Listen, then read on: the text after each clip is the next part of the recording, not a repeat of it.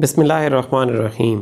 میں ہوں عمران احمد اور آپ دیکھ رہے ہیں میرا YouTube channel AIO audio books. پیش خدمت ہے اس کتاب کا اگلا حصہ، تو چلیے شروع کرتے ہیں۔ 30واں باب۔ ہماری 70% پریشانیاں مالی مسائل کی وجہ سے پیدا ہوتی ہیں۔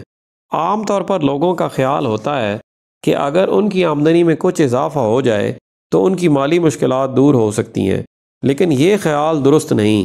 بجٹ بنانے کی ماہر خاتون مسز اسٹیپلٹن کی رائے ہے کہ اکثر لوگوں کی مالی مشکلات آمدنی میں اضافے سے دور نہیں ہوتیں۔ آمدنی میں اضافے کے ساتھ ہی ان کے اخراجات میں بھی اضافہ ہو جاتا ہے اور ان کی پریشانیاں کم ہونے کے بجائے بڑھ جاتی ہیں۔ زیادہ تر لوگوں کی پریشانیاں روپے پیسے کی کمی کی وجہ سے نہیں ہوتیں، بلکہ اس وجہ سے ہوتی ہیں کہ انہیں اپنے روپے کو خرچ کرنے کا صحیح طریقہ معلوم نہیں ہوتا۔ اکثر لوگ یہ کتاب پڑھتے ہوئے دل میں کہتے ہیں کہ مسٹر کارنیگی، اگر تمہیں میری تنخواہ کے برابر آمدنی میں زندگی گزارنی پڑتی تو تمہیں آٹے دال کا بھاؤ معلوم ہوتا۔ یقین کریں کہ میں مالی مشکلات سے اچھی طرح واقف ہوں۔ مجھے یاد ہے کہ جب مجھے روزانہ 10 گھنٹے کی جان لیوا محنت کے بعد 5 سینٹ فی گھنٹہ کے حساب سے معاوضہ ملتا تھا تو مجھ پر کیا گزرتی تھی۔ مجھے یہ بھی یاد ہے کہ بغیر غسل خانے اور بغیر پانی کے مکان میں نے 20 سال کیسے گزارے تھے۔ مجھے وہ دن یاد ہیں جب میں یخ بستہ کمرے میں رات کو سو بھی نہ سکتا تھا۔ چند پیسے بچانے کے لیے میں میلوں پیدل چلتا تھا۔ میرے جوتوں کے تلے میں سوراخ اور پتلون کے پیچھے پیوند لگے ہوتے تھے، اور نان بائی کی دکان پر ارزاں ترین غذا کتنی مشکل سے حلق سے نیچے اترتی تھی، لیکن اس زمانے میں بھی میں چند پیسے ضرور بچایا کرتا، کیونکہ خالی جیب ہونے کے مزے سے اچھی طرح واقف تھا۔ ان تجربات کے بعد میں اس نتیجے پر پہنچا کہ اگر ہم قرضے اور مالی پریشانیوں سے نجات چاہتے ہیں تو ہمیں اپنے اخراجات کا بجٹ ضرور بنانا چاہیے اور اس بجٹ کے مطابق خرچ کرنا چاہیے، لیکن اکثر لوگ اس اصول پر عمل نہیں کرتے۔ جس ناشر کے یہاں میری یہ کتاب چھپی ہے، اس کے صدر لیون شمکن نے میری توجہ ایک خاص قسم کے اندھے پن کی طرف دلائی جو بعض لوگوں کو اپنے روپے پیسے کے سلسلے میں ہوتا ہے۔ انہوں نے بتایا کہ میرے ادارے میں ایک اکاؤنٹنٹ ہے جو حساب کتاب اور بجٹ بنانے کا ماہر ہے، لیکن اپنے ذاتی اخراجات کے سلسلے میں وہ اس قسم کی کوئی زحمت نہیں کرتا۔ اگر جمعے کی دوپہر کو اسے تنخواہ ملے اور گھر جاتے ہوئے راستے میں کسی دکان کے شوکیس میں لٹکا ہوا اوور کوٹ اسے اچھا لگے تو فوراً خرید لے گا۔ وہ ہرگز یہ نہیں سوچے گا کہ اسے مکان کا کرایہ اور بجلی کا بل ادا کرنا ہے، جس کے لیے اس کے پاس نقد روپیہ ہونا چاہیے۔ اس کا روپیہ کچھ ایسا ہوتا ہے کہ اب جیب میں روپیہ ہے تو غم کس بات کا۔ اس کو اچھی طرح معلوم ہے کہ اگر کمپنی اس کے طریقہ کار پر عمل کرے تو چند دن میں دیوالیہ ہو جائے، لیکن اپنے ذاتی معاملات میں وہ بالکل لاپرواہ ہو جاتا ہے۔ چنانچہ مشکلات پر قابو پانے کے لیے آمدنی اور اخراجات کا بجٹ بنانے کے اصول مندرجہ ذیل ہیں۔ نمبر 1، حقائق کو کاغذ پر لکھیں۔ آرنلڈ بینٹ ناول نگار تھے، لیکن مفلس ہونے کی وجہ سے ایک ایک پیسے کا حساب رکھتے تھے۔ یہ طریقہ انہیں اتنا پسند آیا کہ شہرا آفاق مصنف بننے اور بے شمار دولت کمانے کے باوجود انہوں نے اس طریقے کو ترک نہیں کیا۔ جان ڈی راک فیلر سینئر کا بھی یہی طریقہ کار تھا۔ انہیں اپنی مالی حالت ایک ایک پیسے کی حد تک معلوم ہوتی تھی۔ مسز اسٹیپلٹن کا کہنا ہے کہ جو لوگ بجٹ کے مطابق زندگی گزارتے ہیں وہ دوسروں کے مقابلے میں زیادہ خوش اور مطمئن رہتے ہیں۔ نمبر 2، عقل مندی سے خرچ کرنا سیکھیں۔ اس کا مطلب یہ ہے کہ جب آپ پیسہ خرچ کریں تو اس کا پورا معاوضہ وصول کریں، یعنی جو چیز آپ خریدیں وہ قدر و قیمت میں آپ کے روپے کے برابر ہونی چاہیے۔ نمبر 3، آمدنی میں اضافہ درد سر نہیں بننا چاہیے۔ بعض لوگوں کی آمدنی میں جب اضافہ ہوتا ہے تو ان کے مالی مسائل کم ہونے کے بجائے الٹا بڑھ جاتے ہیں۔ وجہ یہ ہوتی ہے کہ یہ لوگ جب محسوس کرتے ہیں کہ ان کی آمدنی کافی بڑھ گئی ہے تو وہ بے تحاشا خریداری شروع کر دیتے ہیں، عالی شان مکان بنواتے ہیں، نئی کار اور نیا فرنیچر خریدتے ہیں اور بکثرت نئے کپڑے خریدنے لگتے ہیں۔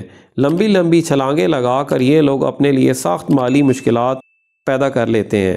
ایسے لوگوں کو چاہیے کہ وہ بجٹ بنائیں اور اس کے مطابق زندگی بسر کریں، کیونکہ اپنے وسائل کے مطابق زندگی گزارنا قرض خواہوں کی دستکوں سے بہرحال بہتر ہے۔ نمبر 4، اپنا اعتبار قائم رکھیں، ممکن ہے کل آپ کو قرض لینے کی ضرورت پڑے۔ اگر کبھی قرض لینے کی ضرورت پڑے تو بینکوں یا سرکاری اداروں سے رجوع کریں یا اپنی بیمہ پالیسی کے عوض انشورنس کمپنی سے قرض حاصل کریں۔ اگر آپ کے پاس بانڈ، سرٹیفکیٹ یا حصص ہیں تو آپ ان کے عوض بینکوں وغیرہ سے قرض حاصل کر سکتے ہیں۔ سونے کے زیورات اور جائیداد رہن رکھ کر بھی بینک قرض دیتے ہیں۔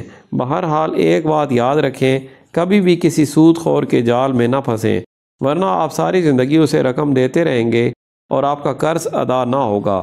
یہ مسئلہ آپ کے لیے مستقل طور پر درد سر بن جائے گا۔ یہ سود خور بعض اوقات غنڈہ گردی پر بھی اتر سکتے ہیں اور آپ کی راتوں کی نیند حرام ہو سکتی ہے۔ نمبر 5، بیماری، آتش زدگی اور ناگہانی حادثات سے حفاظت کے لیے بیمہ کرائیں۔ معمولی اقساط ادا کر کے آپ اس قسم کا بیمہ کرا سکتے ہیں کہ بیماری، آتش زدگی اور ناگہانی حادثات کی صورت میں آپ کو انشورنس کمپنی کی طرف سے مالی امداد مل سکے۔ اگر آپ نقصان کے مقابلے میں بیمہ کی اقساط کا جائزہ لیں تو بیمہ کرانا آپ کو ہر اعتبار سے مفید محسوس ہوگا۔ نمبر 6، اپنی زندگی کے بیمے کی رقم اپنی بیوی کو نقد نہ دلوائیں۔ اگر آپ نے پسماندگان کی پرورش کے خیال سے اپنی زندگی کا بیمہ کرایا ہے تو ایسا انتظام کر جائیں کہ آپ کی وفات کے بعد انشورنس کمپنی آپ کے ورثاء کو بیمے کی رقم یکمشت ادا نہ کرے بلکہ سالانہ یا ماہانہ اقساط کی صورت میں ادا کرے۔ اکثر بیوائیں بیمے کی رقم بہت جلد ضائع کر دیتی ہیں کیونکہ انہیں زندگی کا کوئی تجربہ نہیں ہوتا۔ بعض اوقات رشتہ دار یا دوسرے لوگ غلط کاموں میں سرمایہ لگوا کر بیواؤں سے فراڈ کے ذریعے یہ رقم ہتھیا لیتے ہیں اور بالآخر بیوہ اور اس کے یتیم بچے پائی کے محتاج ہو جاتے ہیں۔ نمبر 7، اپنے بچوں میں روپے پیسے کو سنبھال کر رکھنے کی ذمہ داری کا احساس پیدا کریں۔ میں نے یور لائف میگزین میں ایک مضمون پڑھا تھا جو ایک خاتون کا لکھا ہوا تھا۔ وہ بتاتی ہیں کہ وہ بینک سے ایک فالتو چیک بک لائیں اور اپنی بچی کو دے دی۔ بچی اپنی ہفتے بھر کا جیب خرچ ماں کے پاس جمع کرا دیتی۔ اب ماں اپنی بچی کے لیے ایک بینک کا کام کرتی ہے۔ بچی کو 10 پیسوں کی بھی ضرورت ہوتی ہے تو وہ چیک لکھ کر ماں کو دیتی ہے اور ماں اسے چیک کے مطابق پیسے دے دیتی ہے۔ اس طرح تمام اخراجات بچی کی نگاہ میں رہتے ہیں اور اسے معلوم ہوتا ہے کہ اب اس کے اکاؤنٹ میں کتنے پیسے رہ گئے ہیں۔ یہ تفریح کی تفریح ہے اور ساتھ ہی ساتھ بچپن سے ہی روپیہ پیسہ سنبھال کر رکھنے کی تعلیم بھی ہے۔ بلا شبہ یہ ایک بہترین طریقہ ہے۔ نمبر 8، جوئے کے قریب بھی نہ جائیں۔ مجھے ان لوگوں پر ہمیشہ حیرت ہوتی ہے جو جوئے کے ذریعے یا گھڑ دوڑ پر بازی لگا کر روپیہ کمانا چاہتے ہیں۔ میں جوا کرانے والے ایک شخص سے واقف ہوں۔ وہ ہمیشہ ان لوگوں کو نفرت کی نگاہ سے دیکھتا تھا جو جوئے کے ذریعے روپیہ کمانا چاہتے تھے۔ اس کا کہنا تھا جوئے سے صرف جوا کرانے والے کو فائدہ ہوتا ہے، جوا کھیلنے والوں کو کبھی فائدہ نہیں ہوتا۔ میں نے گھوڑوں کی دوڑ کرانے والے ایک شخص سے پوچھا کہ اگر کوئی آدمی بہترین گھوڑوں پر شرط لگائے تو کیا اسے فائدہ ہوگا؟ تو اس نے جواب دیا کہ ہرگز نہیں، ہوگا یہ کہ وہ امریکہ کی پوری ٹکسال جوئے میں ہار جائے گا۔ لہٰذا یاد رکھیں کہ جوئے سے آپ کو کبھی بھی مالی فائدہ نہیں پہنچ سکتا۔ نمبر 9، اگر ہم اپنی مالی حالت کو بہتر نہیں بنا سکتے تو ہمیں چاہیے کہ اس سلسلے میں رنج کرنا چھوڑ دیں۔ اگر ہم کسی طرح بھی اپنی مالی حالت کو بہتر نہیں بنا سکتے تو پھر ہمیں اس سلسلے میں پریشان ہونا چھوڑ دینا چاہیے۔ یاد رکھیں کہ دنیا میں دوسرے لوگ بھی مالی پریشانیوں میں مبتلا ہیں۔ ہمیں دکھ ہے کہ ہم فلاں شخص کی طرح خوشحال زندگی نہیں گزار سکتے، لیکن غالباً اس شخص کو بھی یہ غم ہوگا کہ وہ کسی اور شخص کی طرح زندگی نہیں گزار سکتا۔ اگر ہماری تمام ضرورتیں پوری نہیں ہو سکتیں تو کیا یہ ضروری ہے کہ ہم رنج و غم سے اپنی زندگی میں زہر گھول لیں؟ ایک قدیم فلسفی کا قول ہے کہ اگر تم اپنی موجودہ چیزوں کو ناکافی سمجھتے ہو تو دنیا کی تمام دولت ملنے کے بعد بھی غمگین ہی رہو گے۔ یاد رکھیں کہ اگر آپ دنیا کی تمام دولت کے مالک بن جائیں تب بھی آپ 2 وقت کھائیں گے اور ایک بستر پر سوئیں گے۔ اپنا خیال رکھیں اور ہمارے اس چینل کا بھی۔ اللہ حافظ۔